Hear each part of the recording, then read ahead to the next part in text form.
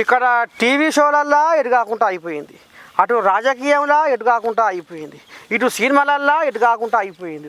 ఆఖరికి వస్తారకల్లా ఆమె బతుకు ఎక్కడ కాకుండా అయిపోయింది. అడనులా పాపము రోజక్క ఎదుడు పురుగు పూసి తిని పుట్టలుండవే అమ్మ అంటే ఓ నేను అది చేస్తా ఇది చేస్తా అని ఏదేదో చేసి ఇప్పుడు రాద్ధాంతం మెడగ చుట్టుకుందులా.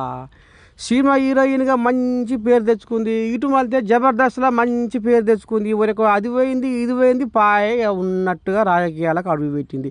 రాజకీయాలకు అడుగుపెట్టి ఏం సకదనం ఉంది, కొన్నాళ్ళు ఓడిపోయింది కొన్నాళ్ళు గెలిచింది. అటో ఇటో మొత్తానికైతే జర గయ్యాలి గంప అనేది మాత్రం ముద్ర చేసుకుంది.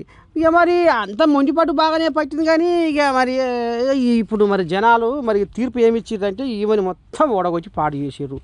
ఇక మరి జనాల తీర్పుకు మరి ఆమె ఏం చేయాలి ఎట చేయాలి అని ఇక ఇప్పుడు ఓ పక్క జబర్దస్త్ షో మాట్లాడుకుంటుందట, ఓ పక్క సినిమాలు మాట్లాడుకుంటుందట. ఇక అక్కడ సినిమా వాళ్ళు రాణిస్తారట, ఇక జబర్దస్త్ వాళ్ళు కూడా వద్దమ్మా నీకు దండం అమ్మ సెలవు తల్లి అంటున్నారట.